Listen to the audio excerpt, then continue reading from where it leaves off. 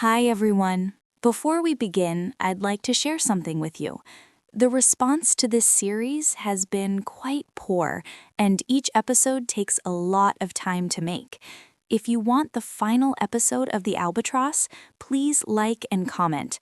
Otherwise, I'll stop this story and start a new one.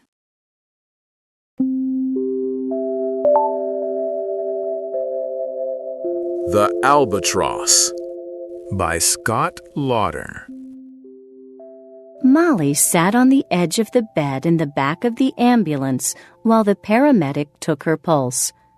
From the open doors, she watched as more and more falcons rose into the sky. "It's so strange," Molly said to her father. "Where do you think they are coming from?" "I'm not sure," he replied, shielding his eyes from the sun. "But I think it's something to do with the ship that I visited earlier, the Albatross." "Is it difficult for you to breathe?"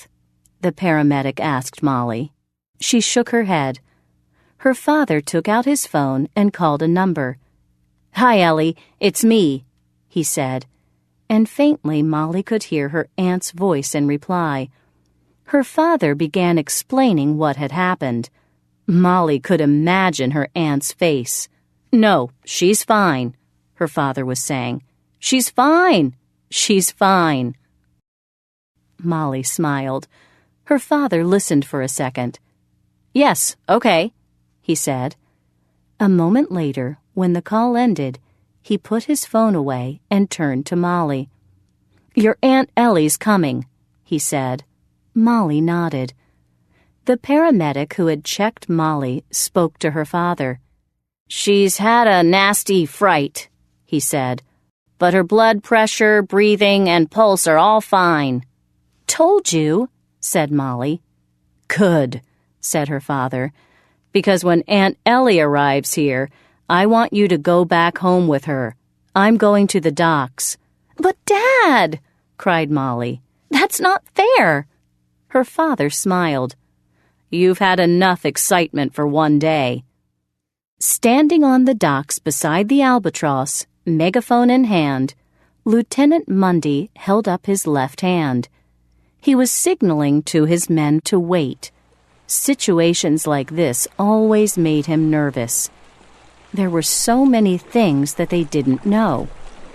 Would the third member of the crew give up easily? Did he have a gun?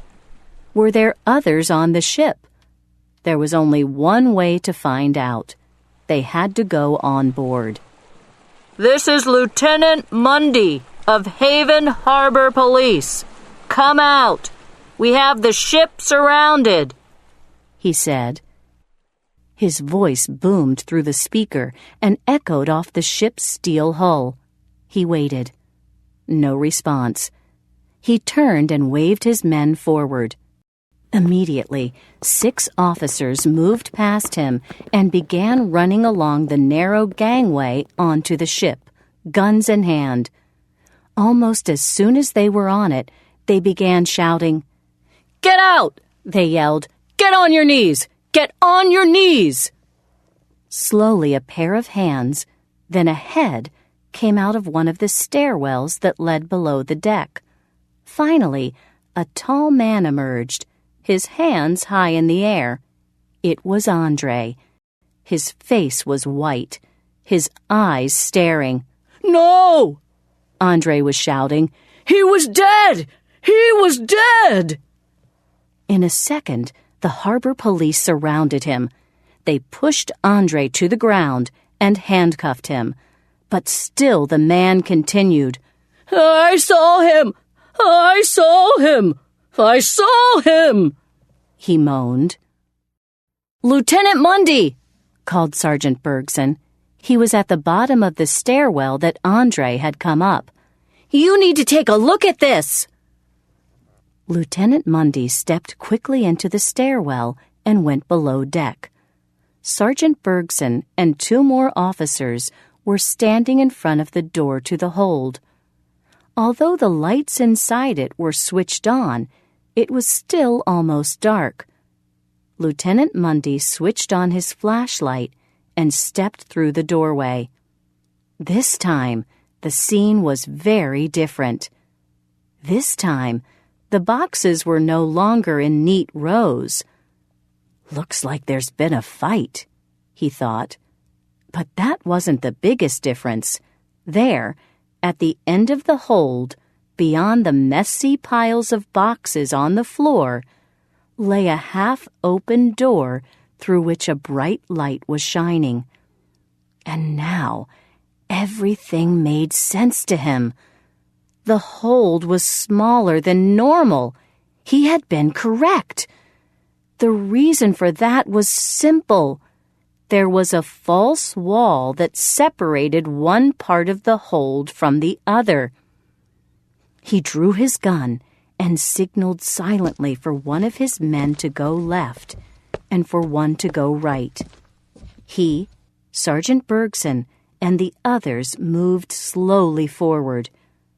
With every step closer, the men could see how much the false wall resembled the real walls of the hold.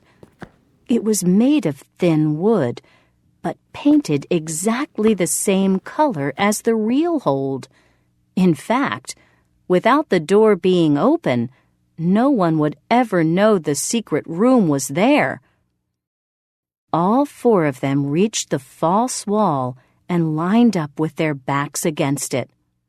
With his gun in his right hand, Lieutenant Mundy started a countdown with the fingers of his left hand. 3, 2, 1. First, Lieutenant Mundy, followed by Sergeant Bergson, and then the other two officers, dashed through the door, their bodies tense, their guns ready.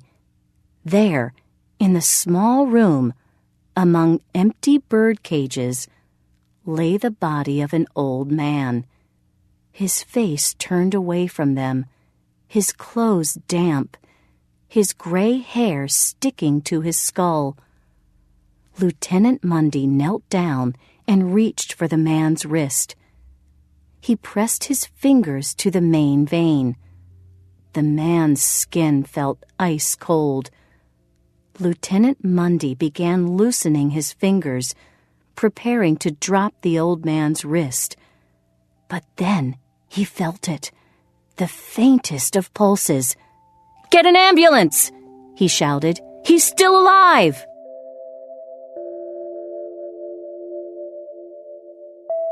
Molly came to Haven Hospital for the first time when she was 9 years old. She had fallen off her bike and landed badly. A cut had appeared on her chin and bled onto her new T-shirt. When she arrived home, her mother had wrapped her in a yellow towel from the bathroom. Then calmly, she had driven Molly to Haven Hospital.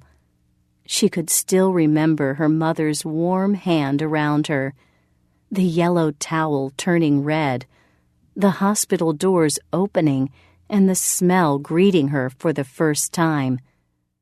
The next time she went to the hospital, the same smell greeted her. This time, her mother was having treatment for her cancer. Molly had tried to hold her breath for as long as she could. It was a silly game. A month later, when her mother died, Molly had held her breath for 2 minutes. Today, she was in the hospital once again, surrounded by the same familiar sharp smell that she hated. She was in an elevator climbing to the 6th floor. A nurse who was carrying charts was standing in front of her, his face to the doors. Beside her, her father stood in his gray uniform, gun by his side. This time she and her father were on police business. This time, Molly wasn't holding her breath. The elevator doors opened, and a tall woman with long dark hair stepped forward and introduced herself. "My name's Dr. Afreen. I believe you're here to see Mr. Andreas," she said, and gave Molly a smile. "That's right," replied Molly's father. They began walking along the corridor. Has he said anything since he came in? He's been unconscious the whole time, replied Dr. Afreen. Molly's father nodded. That's okay. We know a little about him from one of the others on the ship. Seems Mr. Andreas was the engineer on board. He discovered his crewmates were trying to smuggle rare birds and threatened to call the police. The doctor shook her head. So they decided to kill him? Yeah, replied Molly's father. They threw him overboard, but he turned up on the beach. That's when my daughter, Molly, saw him. How terrible for you, the doctor said, her sparkling hazel eyes falling on Molly. They brought him back to the ship and put him in the hold. They were waiting until they were in deep water to throw him in the ocean again, continued Molly's father. Awful, said the doctor quietly. I just need Molly to formally identify him, make sure that he was the man she saw on the beach. Is that okay? Sure, said Dr. Afreen, and she opened the door and led them into the room. It's him, said Molly quietly when she saw the old man in the bed. Are you absolutely sure it's the old man you saw on the beach? Her father asked. Molly nodded. Okay, said Molly's father, putting an arm around her. I think we are done here. Thank you for your time.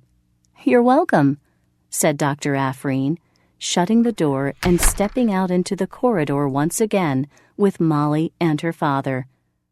I'll come back when Mr. Andreas has regained consciousness, said Molly's father. But just as Dr. Afreen was about to answer, an announcement sounded.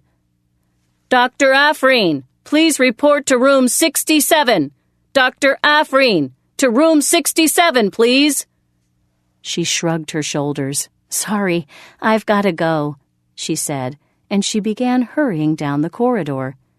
Nice meeting you, she said. Molly and her father watched her go. She's nice, said Molly. Don't you think? Her father smiled but said nothing. They began walking toward the elevators again. Molly noticed that the hospital smell seemed even stronger in the corridors than in the patients' rooms. Just then, her father's cell phone rang. Hello? Said her father. There was a pause while he listened to the voice on the other end. You gotta be kidding me! He said suddenly, almost shouting. Never mind how it happened. We'll sort that out later. Right now, we have to concentrate on finding him. What was he talking about? What was happening? And I want roadblocks on Highway 12, and I want CCTV footage of the area, continued her father. Molly noticed a man coming along the corridor toward them. He was carrying a bouquet of flowers so large that it covered most of his face. She didn't pay much attention to him, but she did happen to glance at his feet. What she saw puzzled her. Her father's phone call ended, and they continued walking to the elevator. Unbelievable! Her father said angrily. What's up? Asked Molly as the elevator arrived. Her father let out an angry sigh. It's Carlos. He was let out of the police station, he said, watching the elevator doors open. Carlos? But how? Asked Molly. They stepped into the elevator. A clerical error. He was misidentified and released by mistake, replied her father, pressing the button for the floor that was marked G. He was in jail, he continued, and he just walked out. The elevator doors began to close. Between the closing doors, the view of the corridor became thinner and thinner and thinner. Suddenly, straight as a sword, Molly thrust her arm between the closing doors. For a second, Molly's arm was crushed painfully, and she cried out. Then the doors reversed their direction, and once again, the corridor was fully visible. "The shoes!" Molly said, rubbing her arm and stepping out of the elevator. "The man that passed us in the corridor, holding the big bouquet of flowers, he didn't have any laces in his shoes." Her father looked at her as though she were talking nonsense. "Like in jail," she said. "Like in jail."